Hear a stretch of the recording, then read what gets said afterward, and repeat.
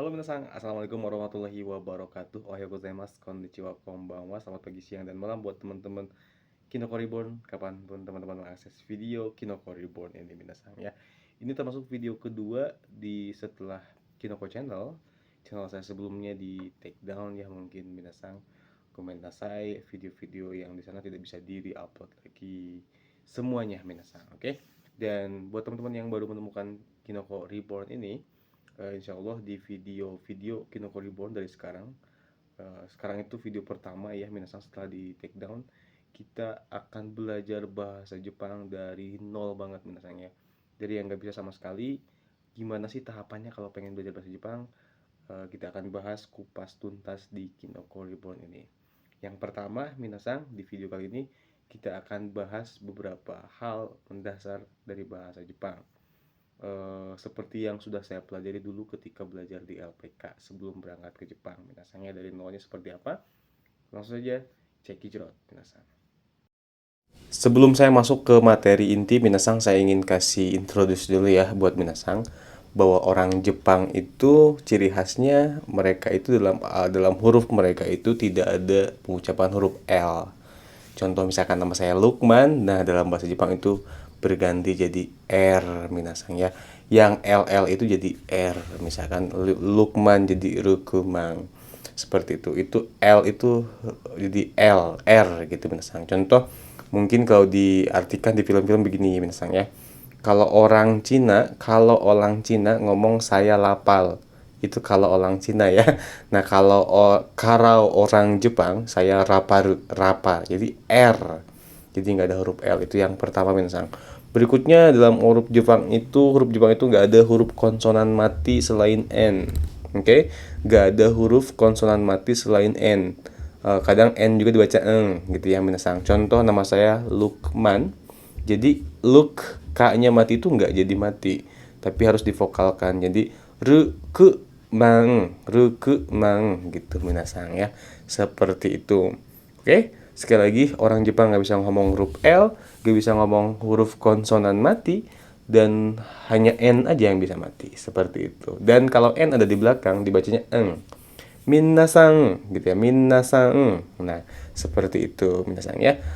Saya wa rukumaeng. Nah, kayak gitu. Itu minasang yang pertama perlu minasang tahu. Oke? Lanjut. Nah, berikutnya masuk ke inti materi minasang, yaitu pengenalan huruf ya minasang. Jadi, yang perlu minasang pelajari pertama ketika belajar bahasa Jepang menurut saya adalah mengenal huruf minasang ya, mengenal huruf. Ya tentu saja minasang mau belajar ngucapin juga langsung gitu nggak masalah. Cuman alangkah lebih baiknya kalau saya dulu belajar bahasa Jepang pertama kali adalah belajar huruf gitu ya. Tentunya sambil belajar huruf kita belajar aisatsu atau salam-salam dalam bahasa Jepang gitu. Tapi saya mau bahas huruf di sini minasang ya. Huruf utama yang digunakan di Jepang ada 3 gitu ya. Ada kanji, hiragana, katakana minasan. Kalau kanji banyak banget minasan. Nanti kita bisa belajar sambil apa ya, kalau udah bisa lah gitu ya. Yang akan kita bahas yang sekarang adalah hiragana, katakana dulu minasan ya. Hiragana dan katakana sebagai bahan dasar kita belajar bahasa Jepang. Sebagai bahan dasar kita bisa baca buku gitu ya, buku bahasa Jepang nanti. Seperti itu minasan ya. Hiragana, katakana. Nanti kita belajar pelan-pelan kanji. Seperti itu deh ya. Pertama, hiragana. Hiragana adalah huruf yang digunakan untuk kata-kata yang asli dari bahasa Jepang minasan. Oke. Sedangkan katakana adalah huruf yang digunakan untuk kata-kata yang memang serapan dari bahasa asing. Contoh simpelnya nama orang Jepang itu pakai hiragana. Kalau nama orang asing seperti saya Lukman itu pakai katakana. Termasuk minasang yang lagi belajar di sini, lagi nonton video ini juga nanti nulis hurufnya itu pakai huruf katakana. Itu minasang ya. Atau contoh lain misalkan gini. Anggap ya kita ini semua adalah orang Jepang. Misalnya kita semua orang Jepang. Nah, ada satu kata nih. Anak zaman sekarang. Anak ini huruf bahasa Indonesia. Zaman juga bahasa Indonesia. eh sekarang juga bahasa Indonesia. Kalau kita pakai rumus hiragana katakana tadi berarti nah kita lagi berandai-andai kita orang Jepang ya.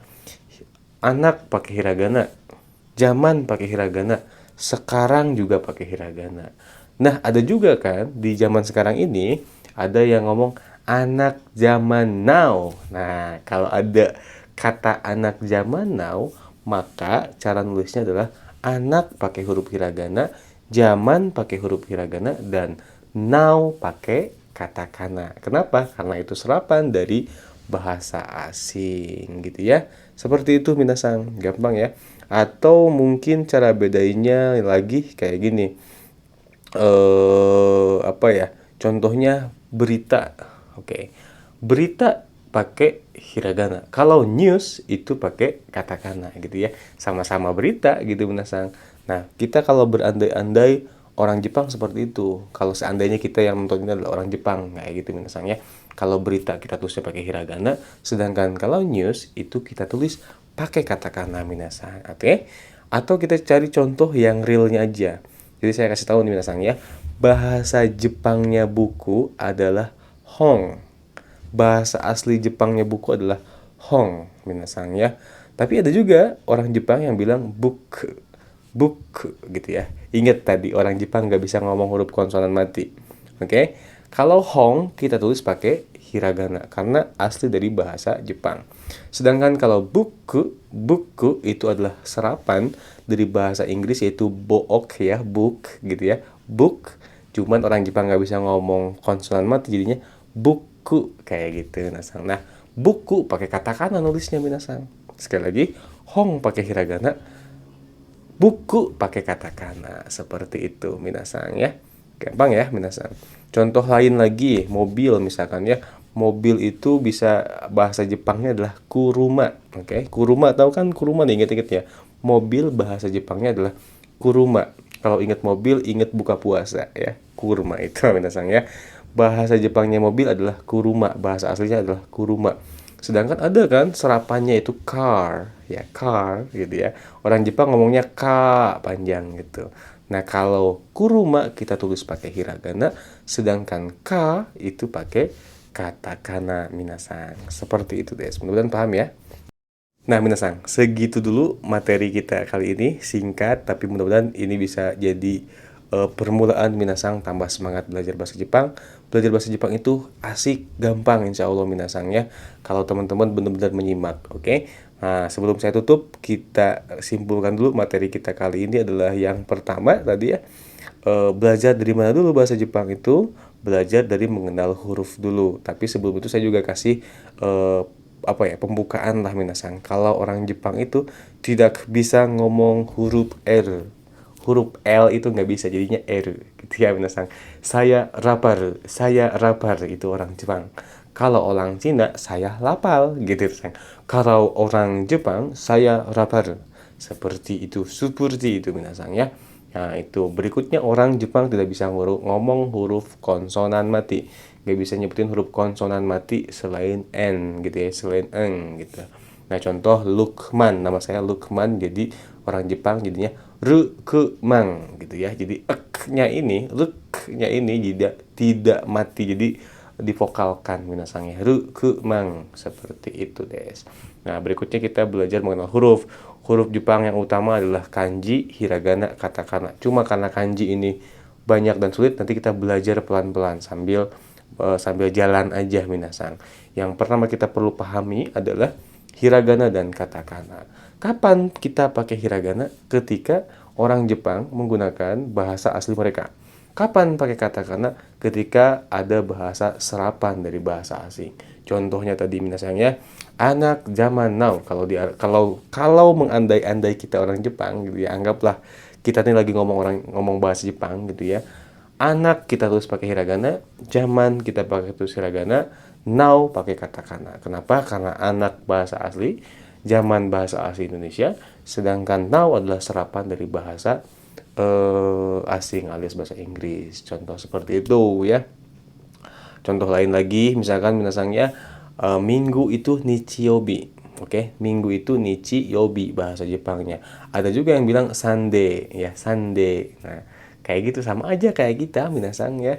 Which is kan ya even gue kayak gitulah minasang seperti itu. Nah, kalau ngomong at least ya at least gue udah nyoba gitu ya.